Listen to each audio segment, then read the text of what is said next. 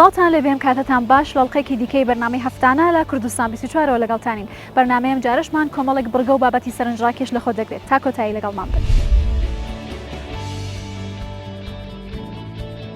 مۆزەخانەیەکی دەگمەن و مێژوویەکی دەوڵەمەند بۆ پاراستنی کەلەپوری شارەکەی.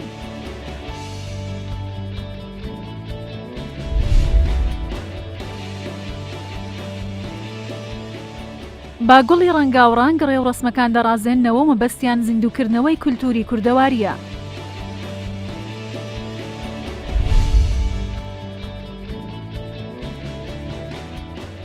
لە چوار پشتی باب و باپیرانیەوە پیشەی ئاسنگری بۆی ماوەتەوە.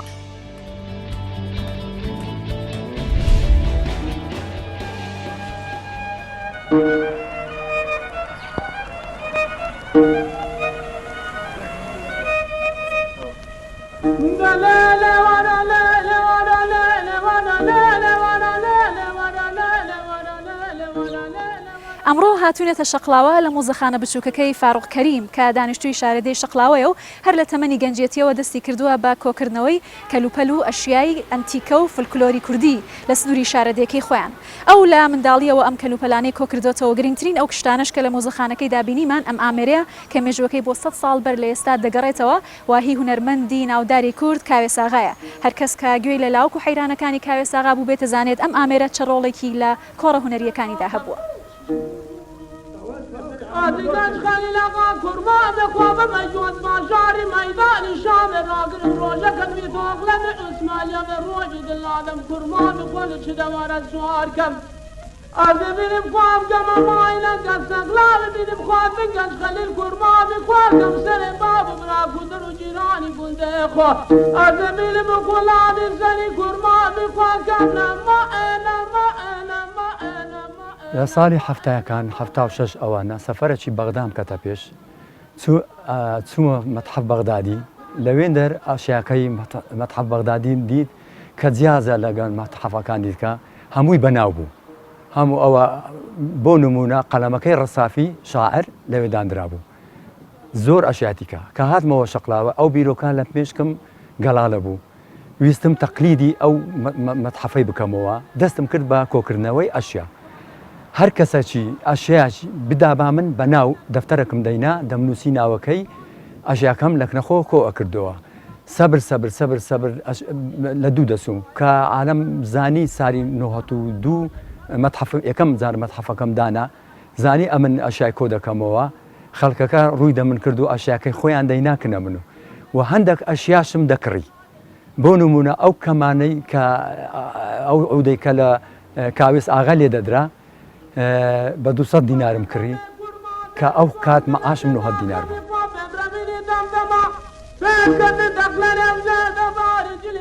شوێنی تایبەتم نییە کە ئەوەشن هەمووی لە ماڵی خۆمە داوام کردی کە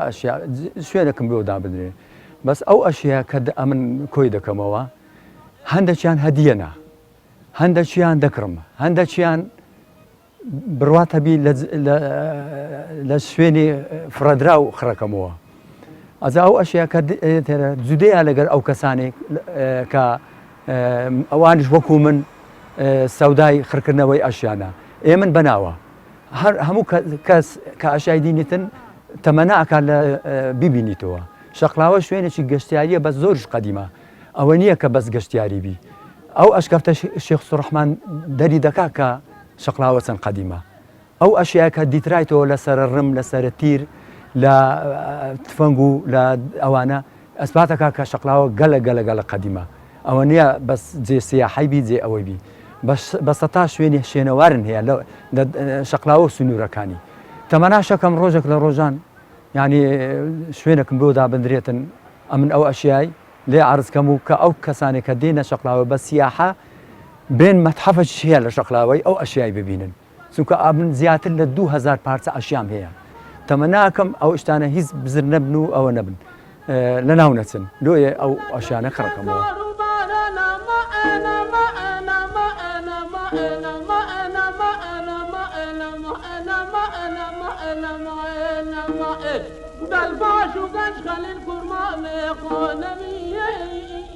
چێ ئەشیای ژیانە هەوە مەسەلەن حەلاق چی هەبووە هایتم، قەساب چی هەبووە هایتم، ژووری مۆزەفەکچی هەبووە هەیتم ژووری مەلای کا حجرەی پێرێن چی لە ناودا بووە دە کتابەکان هەموو بە دەستنووسی هەیتم ئەشیای ژنان جوانکاریەکان هەموو هەیتم ئەشەی تفەنگ و ئەوانە هەموو هەیە یعنی تفەنگ و دەبانجە و سلاح ئەشیا ئەسحابانم هەیە گردەك لە شەقلاوەی گردی ئەسحابانە یعنی کەواتە ئێرە ئەسحابەی لێ بووە ئەشای ئەسحابان مەتەرەی ئاوم هەیە ئێستا جەشی سەلاحەدینی ئەیوبی بێلەوی زیاتر لە پارچەکانی مەسەلەن شوێنەوار لە چیای دوترانەوە وەکو سەرە ڕم سەرە تیر سەرە ڕمەح ئەوانە هەموو لە دادرێن ئەوانە ساحبیان دیار نییە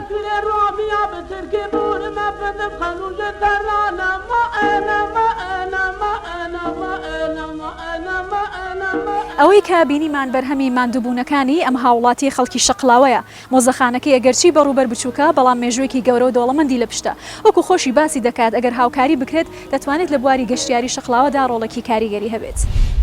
حوسین دەروێش پیشەی ئاسنگریەوە ئەو پیشەیە لە چوار پشتی باب و باپیرانی بۆ ماوەتەوە بۆ خۆشی ماوەی 25 ساڵە لە کاری ئاسنگری بەردەوامە کە پیشەیەکی زەحمەت و قورسە ئەو زۆر جوان بە پۆڵا و نەرمە ئاسن کار دەکات و ئامێرەکانی کشت و کاڵی لێ دروست دەکات.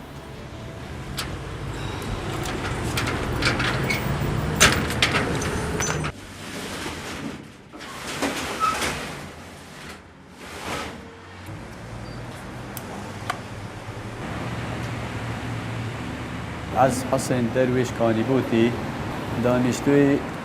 ناحیه دیانا قضا سورم اول صنعت باب و بابیرید میه اول 4 برای باب هم به صنعت ایتین بابیری باب ما ناوی و درویش بود و دست به صنعت ای کرده عمری خودی کرده بابیری ما عالی و صنعت ادامه دای وش هفته و 4 عمری خودی کرده باب ما نهیله و صنعتت بایم چی وش و صنعتایی کرده حتی 2016 امری خودی کرده مش بی خوش نیه و صنعتت بایم چی انشالله حتی هم تساخین و صنعتایی دی ادامه دین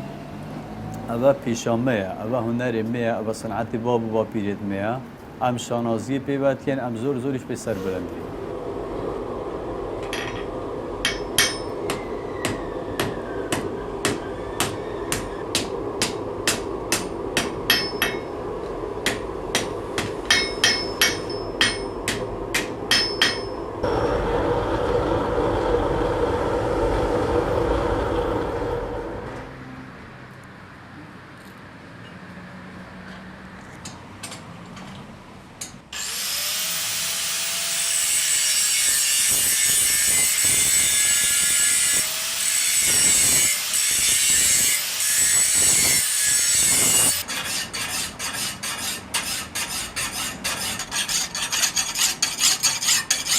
شغلما زوربای سر کشت و کالیه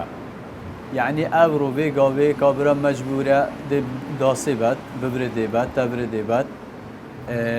انواع به جا تبر نزدیکی 5-6 نوع تبرایت های داس نزدیکی 3-4 نوع داسا چلیه های داسا داربرینیه های داسا کزاخیه های داسا کیوه های 3-4 نوع داسایت های به جا 6-7 نوع یعنی مدیلیت های هرچند در تکنولوژی های برای پیش شوی آمری زوریت پیش کفتیت هاتیه داری بس خلقه که حتی آنو که زور قناعت پیش شوله های بو نمونه مثلا داسا درونی کابرای های فیر داسا درونیه مکینه نادرود یا داسا داره مثلا مشاری کاربای های داسا های مثلا ببره کابرا حسکت مثلا مشارشو بس شول پینا که مثلا دی ببره شول پی کرد هایی که خاص آسنی خوی های بو چکوچا شفت بکی بو بورا دبی سکی قطاری بید بو داسا دبی ورقی سیارا بند بو پلگیری دبی نرم آسن بید نابی بولا بید تبر مثلا دبی بولا بید نابی نرم آسن بید هیگی آسن خوی هی بابت خوی دستکاری کی بود؟ اول دستکاری با پیریم پیشی 6 سال عالی ها چی کرده اول هفته 4 هم بکنید 4 برای بابا ام دو صنعت کن تقریبا 8 ساله با پیری باب ما 10-15 ساله شروع کرده با پیری ما تقریبا نزدیکی 20 ساله شروع کرده باب ماش نزدیکی 55 ساله شروع کرده مش حتی وی گاوی باب ممر خودی کرده ما ادامه دایو اگه خودی چی بیا کرد خوش دی فیر که نه هلی مثلا عدد بهم چی حتی هم ساخت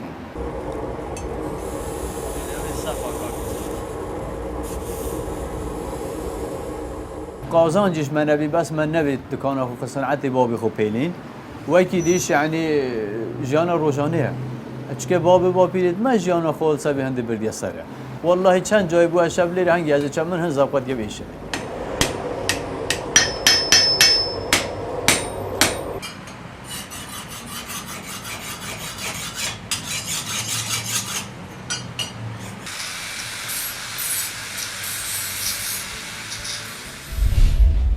دوو خاتوونی شاری سلێمانی لە بۆنەکانی لەدایک بوون و هەروەها بۆنەکانی خەنەبەندان و گواستنەوە بێکەوە کار دەکەن. ئەو دوو خاتونە لە بۆنەکاندا لەسەر داوای هاوڵاتیان و خاوەن بۆنەکان بە سەلیقە و دیزایانێکی جیاواز بۆنەکانیان بۆ ڕازێننەوە. ئەوان مەبەستیانە کە هەم بژێوی ژیانی خۆیان دابین بکەن هەم لە ئەم ڕێگەیەشەوە کولتوری کۆنی کوردەواری زیندوو بکەنەوە وەکو خەنەبەندان کە لە قەدیمدا لای خانمان بوارێکی زۆری داگیر کردبوو.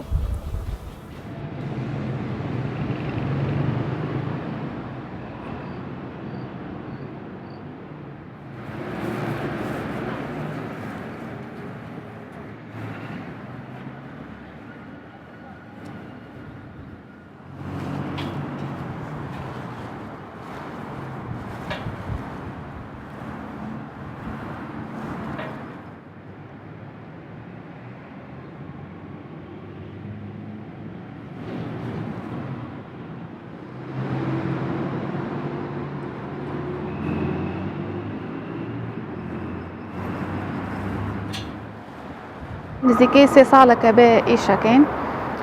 ئیشەکانمان زیاتر مناسەباتە وەکو لەدایک بوونە، گواستنەوەیە، مارەکردنە، هەندێک جار مەولوشی تایە یا مناڵی تازە لەدایک بوو بۆ ئەو مناسەبەتانە.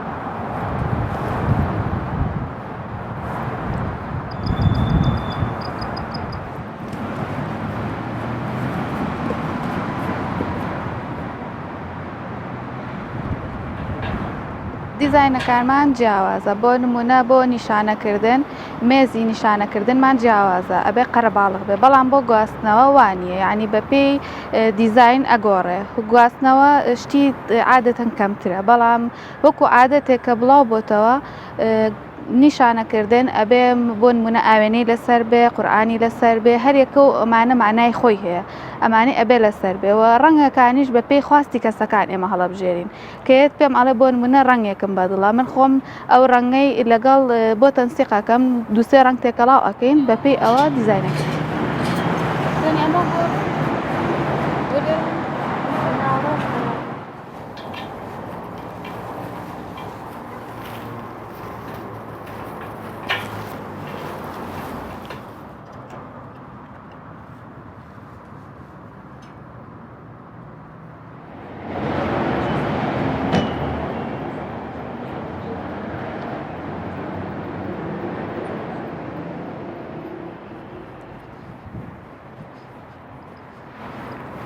ئامانجی ئێمە لەم کارکردنە ئەوەیە کللتوری کوردی زیاتر گرنگی بات بە بۆنەوە ئاهەنگەکان خۆیان لە مێژە گرنگی پێدراوە بەڵام وەکو ئێستا نەبووە. ئێستا ئێمە ئەمانەوێت ئەم شتەوا لێ بکەین کە زیاتر و زۆرتر بڵاو بێتەوە لە ناو خەڵکە و ئامانجمان زیاتر دڵخۆشکردنی ئەو کەسانەیە کە بەیەکەگەن لەو ڕۆژەیە کە داوای شتێکمان لێکەن و بەدڵیانە ئەوە بۆ ئێمە زۆر خۆشە.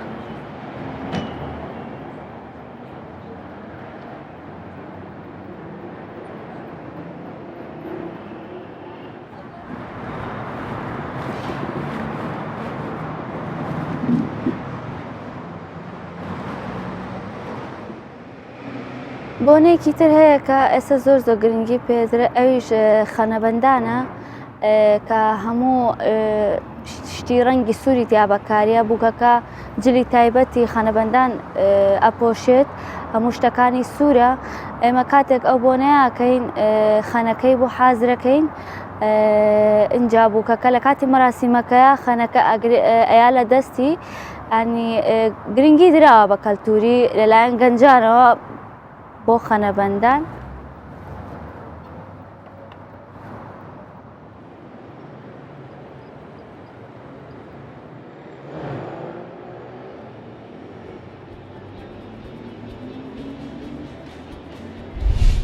لە کۆنەوە خانمانی دەسڕەنگین میوەکانیان لێ دەکردەوە و بەرهەمی جیاوازیان لێ دروست دەکرد لەوانەش مرەبە. بەڵام بە پێشکەوتنی تەکنۆلۆژیەوە ئامێرە جیاوازەکان ئێستا ئەو بەرهەمانە کەمتر بۆتەوە خانمانیش لەو کارە شل بوونەتەوە. بەڵام هەندێک لەو خانمانە هێشتا حەزیان لەسەر مرەبای دەستکردە و بە بەرهەمی کارگەکان ڕازی نین. لەم فیچەرەدا خات و هندیە بە چۆنێتی دروستکردنی مرەبای هەنجیر ئاشنامان دەکات.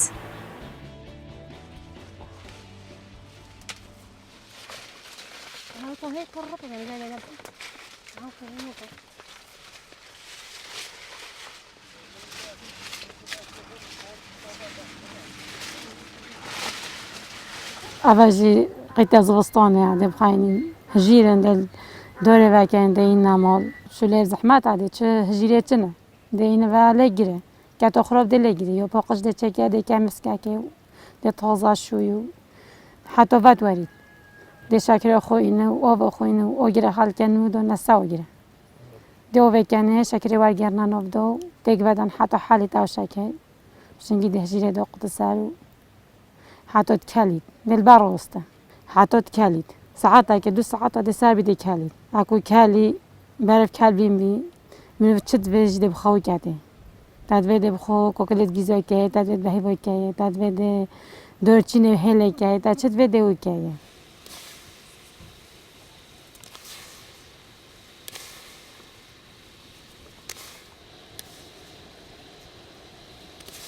خود دویکن مچت کردن دو پیرن مچت کردن یا هجیرات چت کردن یا حلیکا چت کردن یا خوخکا چت کردن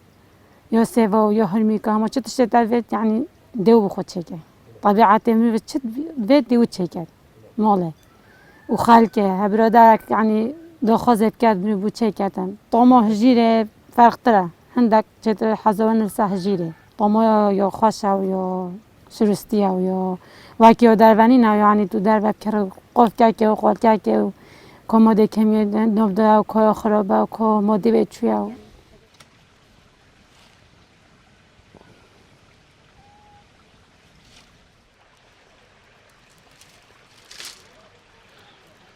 خودی او دیت میرود میلی تدوید کاکل گیزه که نبوده تدوید بهیوی که نبوده تدوید هله که نبوده تدوید دورچینه که نبوده تدوید کاکل فستاقی تدوید بخو که نبوده تحسد چیه دیوی که نبوده من تشتا خراد کنه هندک وجی حسانی نه بس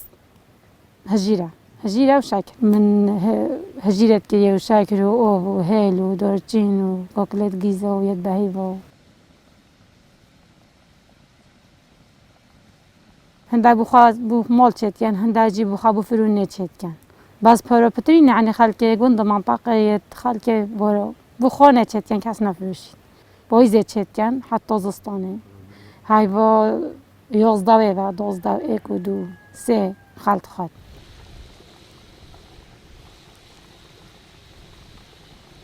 اب مربع درست تو بگید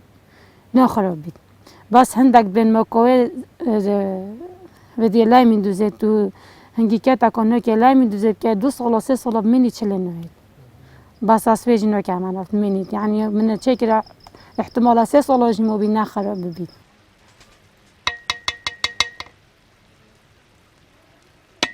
جیرازه تو بکه دی وزر بید و یاراش تو بکه دی وراج بید هلو دورچی نجی تو نکه حتی برف چمین بید هکه تا که نتادگل اولی که درغش بید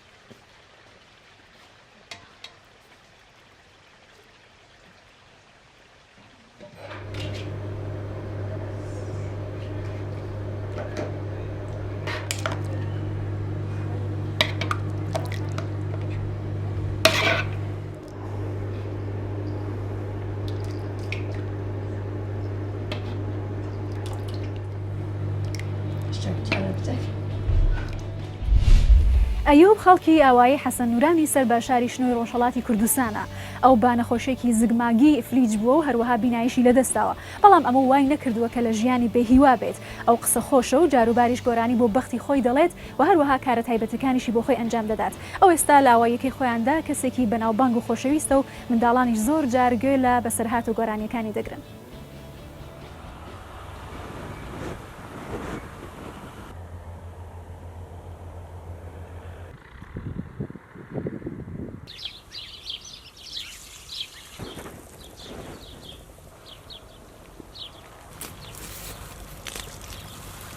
ئەیوب ئێستا تەمەنی 41 ساڵە. لەو 41 ساڵیدا ئەیوب هەموو کارەکانی خۆی بخۆی ئەنجام داوە. هەرچەند ئاستی بینایی چاوەکانی زۆر لاوازە، بەڵام بەهۆی وەیکە هەموو کارەکانی خۆی بەڕێکوپێکی ئەنجام دەدا و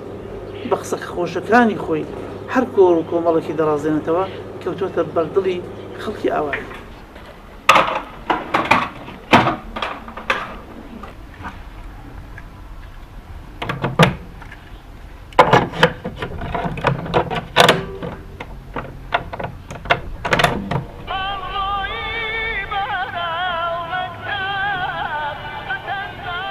چاوت هەبێ لاقد نەبێ خۆش، لاقد دتەین بەشتیشی دڕۆ لەو ئەگەر بە چاوێ گەولان پێی نەبینی چوین تێدەی یام سێ زەفتەی نەبینی ئەو شتیان چۆن عیوزە.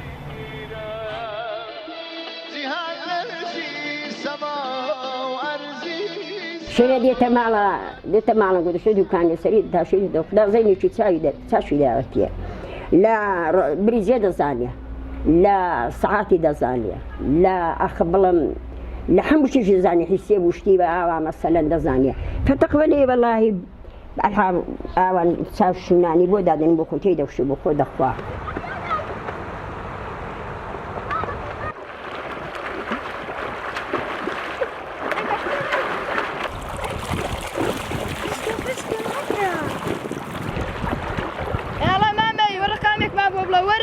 فەرزادەوەکەم جاتوێتە منی بەخێرێ.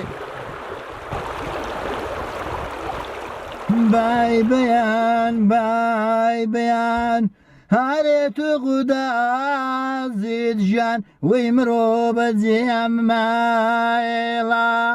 وەرە بە بچینە بێستۆن دیدەژیان ببینێ فرێ هات کتێبە بزانی هەنچی کرد کاڵەژان ناشقی ڕانج بەبات وەرە بە بزانین چی کرد نەرمێژان ناشقی لاماوەی ڕابردوودا بینەر و بیسەری بەرنامەی هەفتانە بوون لە کوردستان 24ەوە تا پێگەیشتنەوەیەکی تر هەر شاد و بەختەوەر بن.